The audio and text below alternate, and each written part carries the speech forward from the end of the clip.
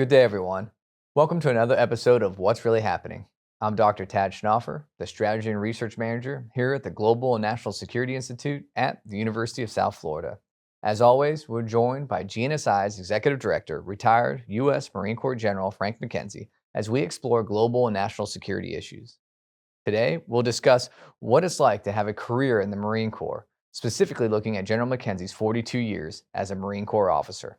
Welcome back, General. It's good to be back, Tad, as always. Okay, absolutely. So let's go ahead and just start at the beginning. We're talking about your Marine Corps career and what it's like to have an entire career in the Marine Corps as an officer. So at the beginning, what got you interested in serving in the military and then specifically the Marine Corps? So, Tad, I was born in Birmingham, Alabama. Eventually graduated from high school in 1975 from Shades Valley High School in Birmingham, Alabama, and from the Resource Learning Center, which was a gifted education program there, now known as the International Baccalaureate High School, but still platformed at Shades Valley High School. So I was very lucky to be inducted into that program. I was not a good student, but it actually was a wonderful experience for me. Probably better for me than for the school that I attended. But one of the things I did while I was at Shades Valley was I joined the Civil Air Patrol. Okay. And a couple of things. I was interested in aviation. I was able to fly as part of that and pursue a private pilot's license. But also, I attended a summer encampment at Maxwell Air Force Base in the summer of 1974. And a very effective cadet recruiter for the Citadel, the Military College of South Carolina, came through. And he gave a great presentation. I was drawn to the school. And I knew then I wanted to major in English. I didn't want to be a hard science major. I wanted to go to a liberal arts school. And the Citadel, despite being the nation's elite military college, is actually a liberal arts college as well. And so it gave me the opportunity to do that. I was actually interested in the Marine Corps at that time, which is interesting, I guess, because there's not a particular military heritage in my family. My father was a sergeant in the Korean War, went with the U.S. Army to Korea, did an honorable assignment there. My grandfather guarded Puget Sound during the First World War. And my great-grandfather on my father's side was a private soldier in the 16th Alabama for the American Civil War, and actually did not rise above the grade of private in his four-year enlistment in the 16th Alabama. So not a huge military tradition. On my mother's side, people were coal miners. Never met my maternal grandfather. He died of black lung before I was born. So, but not a particular military tradition. So don't know how it came to be, but I was always interested in it, interested in the Citadel, interested in the Marine Corps. And those two things sort of came together. Ended up matriculating in the summer of 75 at the Citadel, pursued a degree in English, graduated in 1979. Went to officer candidate school through the NROTC program in the summer of 78 at Quantico, Virginia, with about 40 other members of the class of 79, my classmates and friends. And then when I graduated, I can assure you, Tad, nobody in that class or in the hierarchy of the Citadel thought I'd be a four-star general. And I didn't think I would either. I was interested in going in the Marine Corps, wanted to do it. A lot of things attracted me about the Marine Corps. But I never saw a long career in the Marine Corps, and that was the way I came in. That's fascinating. So I'm looking forward to hear how that changed over time and how we got to where we sit today. But digging in the Marine Corps a little bit more, was there something that stood out to you? Was it the tradition, the discipline, or something that pulled you away that that wasn't the Army or the Air Force? I never looked at the Air Force because I wasn't going to be able to fly. I had my vision wasn't 20/20 then, and unlike today where we can fix you with a quick surgery, wasn't the case in the mid 1970s. So never interested in the Air Force. The Army was always interesting to me, but something about the Marine Corps just beckoned. And I'll tell you, Ted, I wish I could nail it down and give you something. It appealed to me, the sense of esprit, the sense of belonging to something larger than yourself, and the unapologetic nature of the Marine Corps. If you want to join us, here's what you're going to have to do. We're not going to bend for you. All of those things came together and probably exercised an attraction for me. I wish I could give you a better reason for it, except it stuck with me. It worked for me, and it worked with me for 42 years, 10 months, and 5 days. That's excellent. So you would go to the Citadel, you graduate. So what's your MOS? What was the job, your military operational specialty that you came out with? Sure, Tad. So I knew I wanted to be a Marine infantryman. I know I wanted to be an infantry officer. It's what attracted me. I wanted to lead groups of people. Leadership appealed to me. The opportunity to have leadership at a very young, early age, when you're 21, 22 years old, of a rifle platoon, was a big deal. Oh, yeah. And that attracted me to infantry. I knew I'd have the opportunity to lead very young. And then if you're successful in that business, you can lead increasingly larger organizations as you go forward. And I didn't know that I was going to do that when I wanted to be a rifle platoon commander. I wasn't thinking past 3 or 4 years, to be honest with you. Sure. And but I found it intensely rewarding. And the thing about the Marine Corps is it's the people. We, even in the mid 70s, late 70s, early 80s in particular, we didn't have the best equipment in the world, but we had pretty good people. And we were coming out of the Vietnam malaise.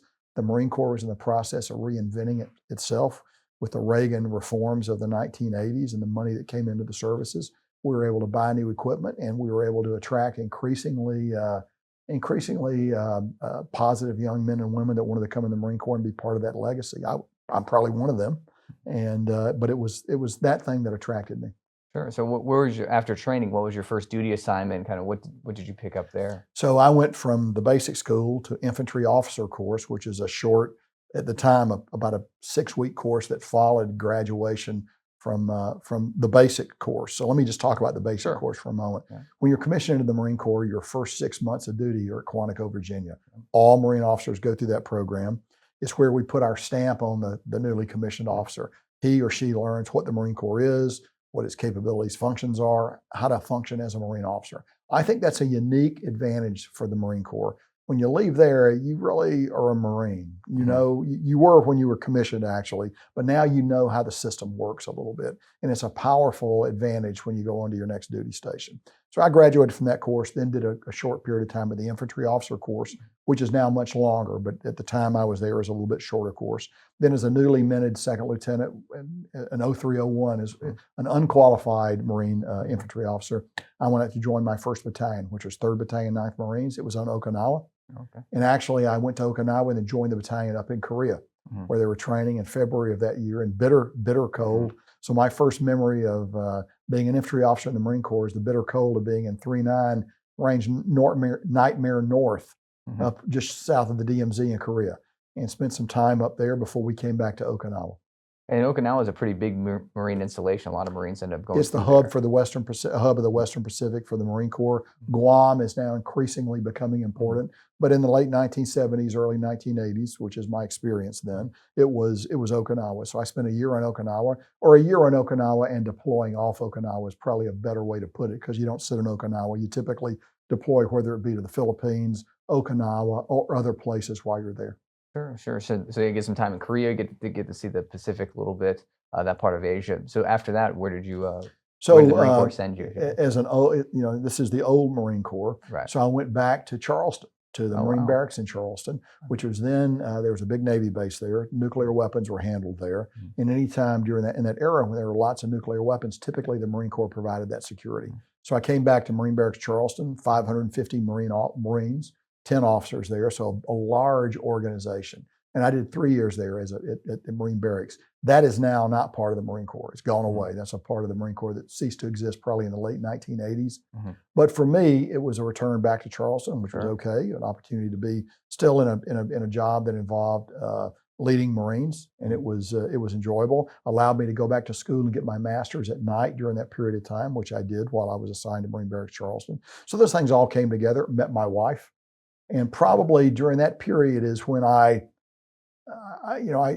switch flipped. I don't know if it was marriage. I don't know what it was, but I began to decide that this is pretty good business, and I would probably stay in it. Left Marine Barracks Charleston and went to the Army Armor Officer Advanced course at Fort Knox, Kentucky. Our son was born there. 6-month course. I was a distinguished graduate of that course, an honors graduate of that course. And that was a school that really taught me a lot about tactics that stayed with me for the rest of my career. The Army instruction was very good. We were still learning how to fight the M60A2, M60A3, and for the Marine Corps, the M60A1 main battle tank. The M1 was just being introduced into the force then. So most of my instruction was on the M60 series tank. But more than tank instruction, learning how to operate a tank, which is interesting, were the tactics: how to fight a battalion, how to fight a brigade, how to do a battalion operations order, how to consider task organization. And we were planning to fight the Russians. So it was against Russian formations. And that was just a very good course for me that, again, taught me the tactical principles that stayed with me really for the rest of my life as a Marine. Right. And speaking of the old Marine, new Marine, the new Marines, the Marine Corps now has gone away from a lot of its armor, kind of heavy They have, units. and we'll see if that was a prudent decision or not. I still believe the tank has a place on the battlefield, protected maneuver has a place on the battlefield, and so I grew up with that. So what it meant typically, the latter part of my career as a captain, uh, when we would task organize with a tank battalion, I'd get the tanks Right. and become a mech heavy company team, or I would go to the tank battalion and be their mech heavy company team with a tank battalion. So it gave me an opportunity to see lots of different elements of the Marine Corps and allowed me to really develop a combined armed approach to my thinking that was very important to me. And do you see a differentiation between an Army infantry officer or armor officer than what you saw as a Marine officer? Is there a different Well, focus between those you're two? using different equipment. A lot of the Army, particularly in the 1980s, was the heavy Army. Right. Entered the M113 was leaving, and the M2 Bradley was entering, which I think is a great armored fighting vehicle. And so they tend to be heavier than the Marine Corps. Marine infantry battalions don't own their armored personnel carriers. You get them when you're task organized. Right. So for me, that was easy because I had been taught very well by the Army how to maneuver a heavy element. For Marines that didn't have that, it was probably a little bit more of a learning curve, which is probably why I typically tended to end up with those assets as both as a captain, and later when I was a lieutenant colonel, I was very comfortable thinking in terms of a heavier force and maneuvering it. And though, again, I go back to the armor school and thank them for that opportunity. Sure. Yeah, absolutely. And so in general, Marine formation is a little bit lighter because they're doing amphibious landings. In general, they they're are doing, lighter. They can heavy up if necessary and be very flexible in that. But it takes a little bit of time to acculturate to use a heavy force. I had to step up because I had very good training from the U.S. Army. Sure. Sure. So now we're in the late 80s. You're a captain, say. So what's your next step? You go to armor school and then. So I left the armor school, went to the East Coast, and joined the 3rd Battalion, 8th Marines, and a very good battalion on the East Coast, a very famous battalion in the Marine Corps. And I served a year as the assistant operations officer. Then picked up a rifle company, India 3-8, and commanded that company for 2 years. 2 great years. Learned how much fun it is to command a rifle company. It was a great company and a great battalion. Wonderful battalion commander who was very good to me. And we had the opportunity to deploy to Germany in the fall of 1987 and actually conducted operations in Germany, Norway, and a big NATO deployment, operating heavy. And so had the opportunity to operate with the Germans, and with the British. And so it was a very good growing experience for me to see how NATO actually worked. And it was just a wonderful experience. So could you get a little bit, go into more detail about that exercise? Did you do like an amphibious landing exercise with allies, or how did that look like? Sure. So we call it, the operation was 2 exercises. It was called Northern Wedding Slant Bold Guard. So we did an amphibious demonstration north of the Arctic Circle in Norway. Then we came south and landed in Sandefjord and operated for 10 days or so ashore with the Norwegians. And that was a very good experience. I had the opportunity to go to Norway earlier. Before I became a company commander, I'd gone to observe an exercise there in the winter. This was in September, so there wasn't snow on the ground, beginning to cool off, but wasn't what I would call a winter exercise when we were there. Then we backloaded, went down and did an amphibious landing in Esbjerg, Denmark, off what you would know as Jutland, and then operated ashore in Denmark and then railed down to northern Germany, did an assault crossing of the Kiel Canal, and operated in sort of a free play exercise against the Germans for about 10 days. So it was a great learning experience, a great opportunity to see how NATO works at a tactical level. And again, taught me lessons that have stayed with me until now. And the Marines do have a special relationship with Norway and training up there, right? It's kind of a lasting relationship where you see Marines often doing their Arctic or mountain training. We do, and the Marine Corps has pre-positioned equipment in Norway, and I would argue the Marine Corps is a very strong player on the north flank of NATO. We were then, we are now, and that's an enduring relationship we maintain with Norway. So at the beginning of your career, I'm seeing a theme of some cold deployments. You got Korea, you got Norway, and I think that's going to shift drastically as we keep Well, talking. it will. It's going to heat up a little bit. So left 3rd Battalion, 8th Marines in 1988 and had 3 wonderful years there. And I was assigned as the Marine officer instructor at the Virginia Military Institute. What we would call a B billet in the Marine Corps, away from your primary combat arms duty, but an opportunity to do something else. I went there and volunteered to go there because it was like the Citadel. I knew the language, I knew the concepts, but was not the Citadel. So it would be something different, but something I could assimilate into pretty quickly.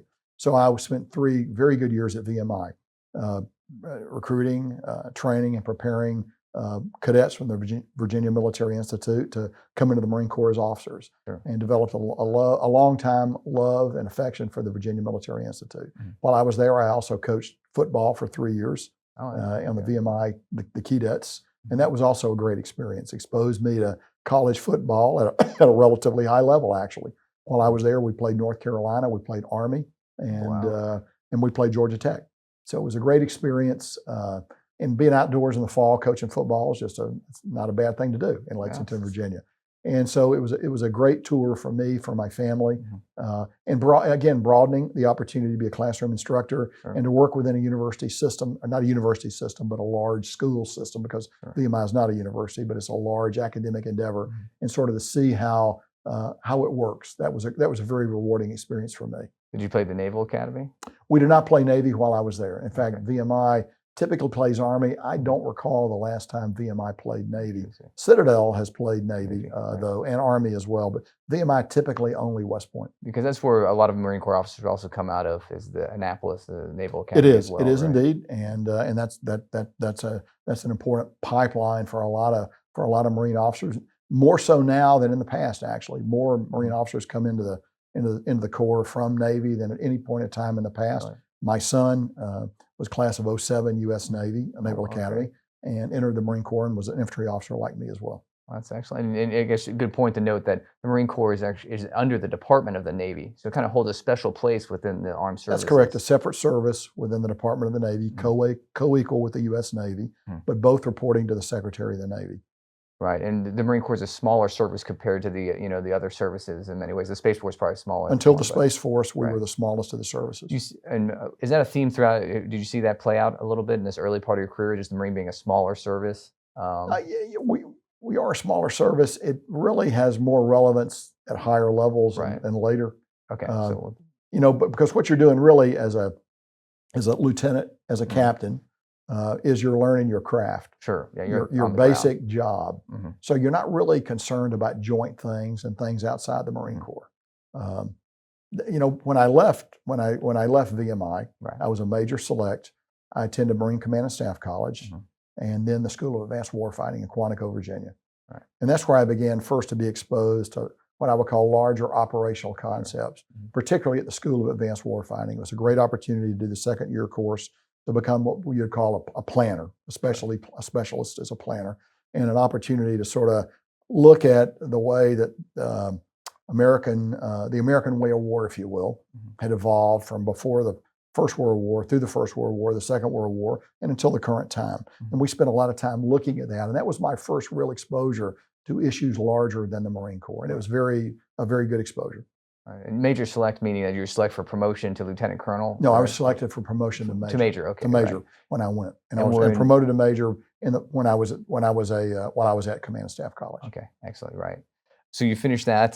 This is the early '90s now. So I graduated in '93 from School of Advanced Warfighting and was assigned to Headquarters Marine Corps to be a speechwriter for the Commandant of the Marine Corps. Wow, that's very interesting. And I relieved a guy named Joe Dunford, who had been the speechwriter, moved up to be the senior aide to the Commandant. So he and I worked together very closely for a period of 2 years, '93 to '95, and working for General Sam Mundy, Commandant of the Marine Corps, a great Marine, a very humble, very smart, very good writer, a frustrating guy to write for because he could write and speak very well himself.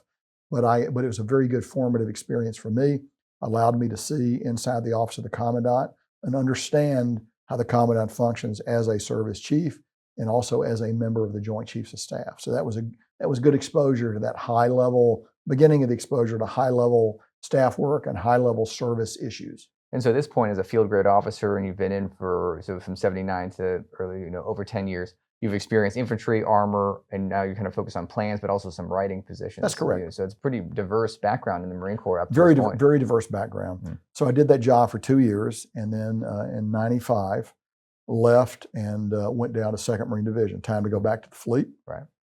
I was a major. Joe Dunford went down with me. He was a lieutenant colonel. I was a major. He went down to become XO of the 6th Marine Regiment. I became XO of 1/6, one of the battalions in the regiment. He later, about 6 months later, he became commander of 2/6.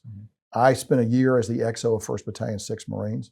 Very important experience for me, working for a great Marine, a guy named Lieutenant Colonel Jack Sparks, who went on to retire as a colonel, but one of the most knowledgeable Marine battalion commanders I ever saw. And I learned the craft of being a battalion commander from standing and working with Jack Sparks. It was a great year for me. So in '96, I left the battalion. I was a Lieutenant Colonel Select then. I'd been selected for Lieutenant Colonel in the spring of 1996.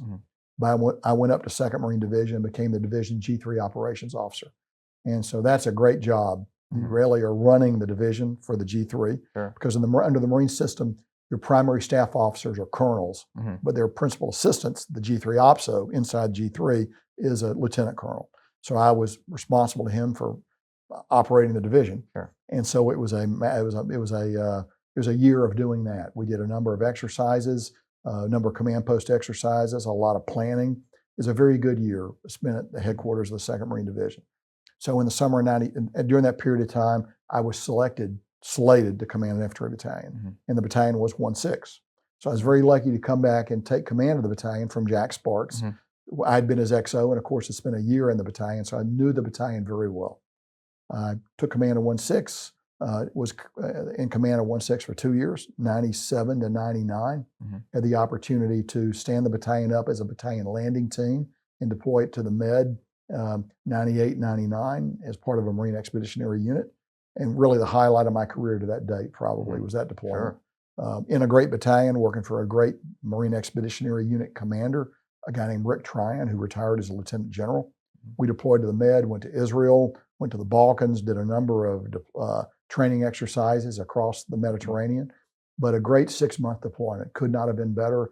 And at that point, probably, Ted, the only time I ever thought about getting out of the Marine Corps. And the reason was I had had a highly successful deployment as a battalion commander. I was at 20 years, so I could retire. It was the summer of '99.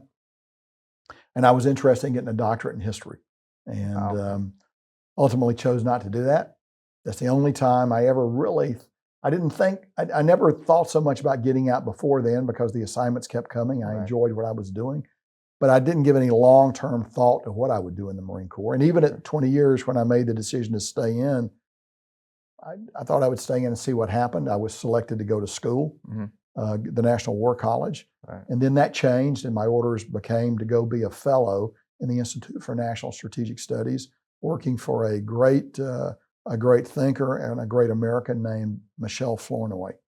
And what she had done was she had left her position as one of the Deputy Assistant Secretaries of Defense, gone over to NDU, and talked to the chairman and convinced the chairman of the Joint Chiefs to give her 4 post-05 command officers to serve as her study group to study do preparatory work for the upcoming Quadrennial Defense Review, which at that time was a very painful process every 4 years, where the department was mandated by law to do a sort of a roles and missions examination to see what was, to look at how the services were resourced. It was could be an ugly and bitter fight. Her concept was to lay some intellectual groundwork at the beginning. And my year and a half that I spent with her from summer '99 to December 2000 was certainly the most formative period of my life, what I call the second half of my career. I wrote a book during that period of time, a book called Revenge of the Millions, the Asymmetrical Warfare and the Next QDR. It was a great book. I enjoyed writing it. I enjoyed researching it, talking about asymmetric warfare. We did a number of things to prepare the services and the department for the upcoming QDR, but I got a chance to watch a brilliant thinker in Michelle Flournoy, how she operated at the policy strategy boundary. And it was learning from her how to operate there. And I learned lessons that I've carried with me to this day. Right. So at that point, you're really looking at policy and some of the bigger picture stuff. You're beyond the, That's right. Right. Now you're thinking joint. Right. You're thinking about the way the services interact. You're thinking about the way the services are resourced, the way they fight for resources successfully and unsuccessfully. And you're thinking about how the Department of Defense makes decisions, how the Joint Chiefs of Staff work, how the Joint Staff works. All of those things, it was a great 18-month exposure to that. Well, it's good to be thinking about then because you're about to go into all those within I your was. career I ending, was. so it I actually worked was. out. So I left there in December '99. Mm-hmm. Had orders to go back to the Marine Corps to be one of the a QDR assistant to then Major General Bob Magnus, who was the Marine Corps QDR lead. He went on to retire as the assistant commandant of the Marine Corps several years later. Smart guy, brilliant guy, enjoyed working for him, was selected for colonel about the time I got back over there.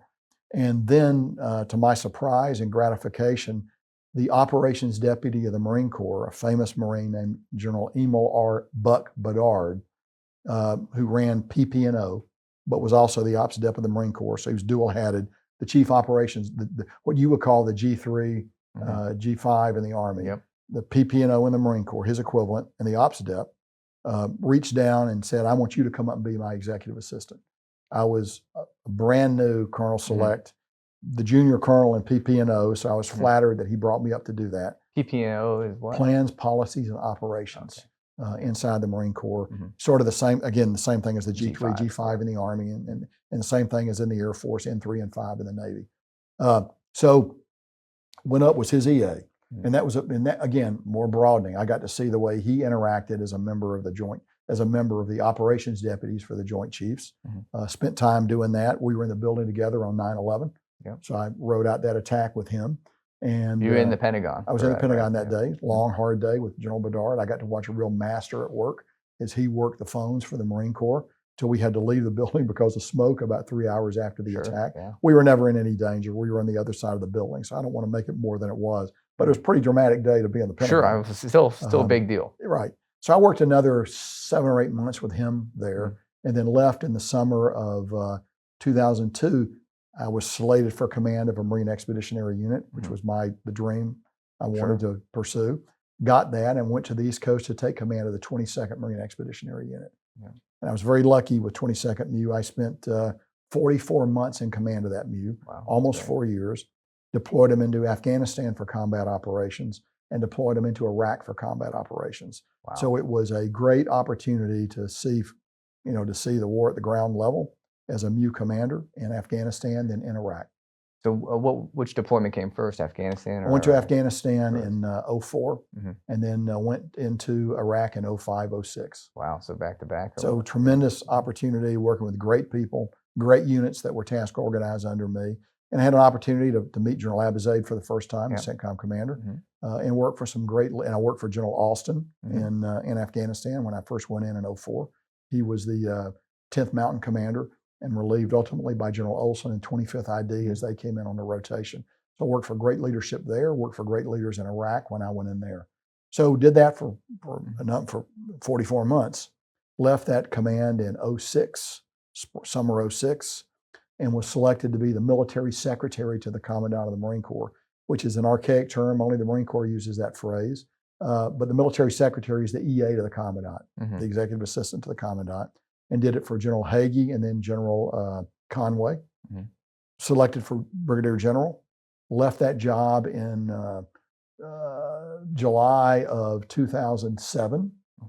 And went down to the National Military Command Center to be a DDO, a Deputy Director of Operations, which is shift work. You're on for an 8-hour shift, but it's fascinating shift work. You're responsible for nuclear command and control while you're in that job. Processing messages, traffic as they come in is strictly current ops though. 8 hours of current ops, then you walk off. You can't come in early, you can't stay late, which is both rewarding because you get a lot of family time and frustrating because you can't follow an action through. But I did that for about 8 months. And then the chairman, then Admiral Mike Mullen, brought me up to run his new his presidential transition team because we were in the end of the Bush administration, second term of the Bush administration, and so Obama and McCain were running against each other, and so the Joint Chiefs, not the Joint Chiefs, but the Joint Staff and the chairman had an interest in ensuring we were prepared to transition the force under wartime conditions, regardless of who won the elections. So I had the opportunity to do that work for the chairman. It was very rewarding work and gave me an additional exposure at the very highest levels to how staff interaction worked. Left that job in the summer of 09, went to Afghanistan for a year, worked at ISAF headquarters, where I was the deputy to the deputy chief of staff for stability, which was good because it was a non-traditional assignment. Had the opportunity to work extensively with the U.S. country team, had the opportunity to work with USAID, and also a number of other elements of the Afghan government. So sort of a different kind of assignment for me, but I found it very useful in later years when I became the CENTCOM commander. And at that time, were you thinking, as you know, like you said, you had that point where you thought about retirement, then you're staying in, and then at this point, you're just almost you just assignment to assignment So carrying along. I'm a general officer now, Right. You're just Marilyn and I talked. We'll see what happens. I liked what I was doing. Sure. I enjoyed the work, the assignments they were giving me. So I said, we'll stay, we'll play it out and just sort of see what happens. I had no idea what would happen though. I mean, I expected to retire as a 2-star. because you just don't know, right? You just don't know, and it's foolish to think you know. Right. Yeah. So you just do the job they give you, and you continue to. And if there's a secret to it, it's that don't worry about what's next. Do the job you're given. So I left Afghanistan in the summer of 10 and came to Central Command to be the J5, and ultimately for General Mattis. 2 years, 2010, 2012, great immersion in the Central region, working for a master of diplomacy, military planning, first exposure to the Iran problem in great detail. And General Mattis was a great guy to be exposed to that problem with, and the principles he taught me then stayed with me for the rest of my career. 2012, the Marine Corps brought me back, this time to run the QDR for the Marine Corps. So once you get the QDR stink on you, you never get rid of it. And it's gone away now, thank God. But for much of my career, I cycled in and out of the quadrennial defense review. It's a job. It's a thankless, difficult job, and it's an ugly job because you're fighting for resources. Services are scrapping like wild dogs for resources in the QDR fight. But I did that job for 2 years for General Amos. Towards the end of it, he said, "Look, we're going to nominate you to be a 3-star general, and we're going to send you down to command Marine Forces Central Command." I was ecstatic about the opportunity to get back to command, particularly in the Central Command region where I knew some things. So came down here in 14, took command of Marcent. A little over a year in command, the Commandant of the Marine Corps now, Joe Dunford, called and said, "We're going to nominate you to be the big J5, the J5 on the Joint Staff, and I have reason to believe you'll probably get that job." And so the Marine Corps did nominate me. This was before Dunford knew he was going to be the chairman. So during the process of my nomination moving forward, Joe Dunford was nominated to be the chairman of the Joint Chiefs of Staff. So I came in right as General Dempsey left, probably overlapped with General Dempsey less than 2 weeks. Oh, wow. Okay. But I also ran General Dunford's transition team. We had a close relationship. We knew each other professionally and personally very well. We were a good fit together. So I ran his transition team as the new chairman and then became his J5. Wow. I did that job and that's a great job. You're the senior uniformed military planner for the United States. You're over at the White House all the time in the sit room for meetings. You interact with all the other elements of the government. It's just a very rewarding job to have. And particularly when you're working for a chairman whom you know and understand. So after about a year and a half in that job, maybe a little more, 18 months, I fleeted up and became the director of the Joint Staff, which is the guy who runs the Joint Staff for the chairman. So it's, again, another very rewarding job. I would argue if you're not in command as a 3-star, it is the best job in the U.S. military. Now, it doesn't command a 18th Airborne Corps or Marine Expeditionary Force or a numbered fleet. Those are operational commands. But if you're not there, the director of the Joint Staff is a fantastic job. Again, particularly if you're working for a chairman whom you know and understand and who trusts you, because you can speak with great authority then, have great latitude and work in the staff, to be responsive to what the chairman needs and to what the secretary needs, because you also serve the Secretary of Defense. The Joint Staff also serves the secretary. So again, gave me the opportunity to work with a number of, to work with other agencies across the government, opportunity to work with inside the Department of Defense with all the undersecretaries, assistant secretaries that operate there. So it was a very good opportunity just to, to see how the sausage is made really at that level. So then I was nominated to become the Central Command commander and came down and took that job in the spring of 2019. Wow, what a career! I mean, what an interesting. And we've talked about your time as Central Command commander, but if you just want to do a couple of highlights. came to Central Command and determined to focus on Iran.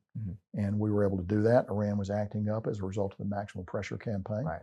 Kept on support for our campaign in Afghanistan and our finishing up our campaign in Iraq and Syria during that period of time, and the drawdown of forces in Iraq and Syria.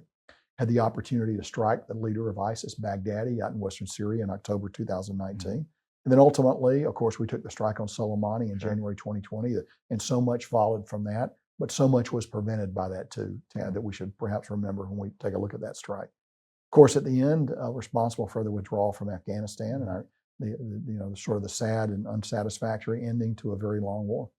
Right, and then you retired in 2022. Retired in 2022, and actually at that point came over to the University of South Florida in the spring, late spring, early summer of 2022, where I am the executive director of the Global and National Security Institute and the Florida Center for Cybersecurity. And that's where we are here today. Here we are today, Yeah, Ted, you absolutely. and I. So as you look back on your career in the Marine Corps, are there any particular highlights of what we just discussed, or maybe something we didn't that you Well, point I out to particularly someone? enjoyed being a Marine Expeditionary Unit commander. That was profoundly rewarding. And to be able to do it for an extended period of time, to have the trust and confidence of your leaders that allow you to stay in command for 44 months was a remarkable experience for Marilyn and I. We both enjoyed it. Is there anything you tell someone thinking about being a Marine, either enlisted Marine or an officer Marine? Is they looking at different branches maybe, or what? I would tell you, if you're going to be a Marine, the thing to do is do the job they give you. Bloom where you're planted. The organization will ultimately decide how you use you. I never really fought for subsequent assignments. It worked out the way it worked out. It could have worked out very differently. There are a lot of great people who better than me that could have done these jobs that for whatever reason didn't work out. It was them. And I'm mindful of that all the time. And one other thing that I found interesting of course, your career is that some of the same people kind of weave in and out. The Marine Corps is a smaller service, as we mentioned earlier. So is that personal relationships are kind of interesting that they build over time? Personal relationships are very important, particularly when you become a mid to senior grade general officer. Personal relationships become very important because the pool of people that are your peers becomes very small. Right, yeah, it narrows down. I'm Because sure it narrows down to when you're a 4-star, not a lot. And so you tend to know those people very well. You spent decades working with them, good and bad. They know you. You have your opinions about them. They have their opinions about you. But you got to work together to get along for the greater good of the nation. That's an amazing story, amazing career, and I think that would be an inspiration as our listeners take a look, and if they're thinking about a military career, sir. And I'd be remiss to say if I didn't say my grandfather and father were in the Marines as well. Just did their one term as enlisted Marines, but we want to make sure to give them a shout out. But thank you, sir. Tad, thanks for letting me do this here today. Absolutely. And that's going to wrap up another episode of What's Really Happening. We held an intriguing discussion today with GNSI's Executive Director, retired Marine Corps General Frank McKenzie, on his thoughts and reflections on his career as a Marine Corps officer. I'm Dr. Tad Schnaufer, the Strategy and Research Manager here at the Global and National Security Institute at the University of South Florida. And thanks for joining us today, and we look forward to our next conversation when we find out what's really happening.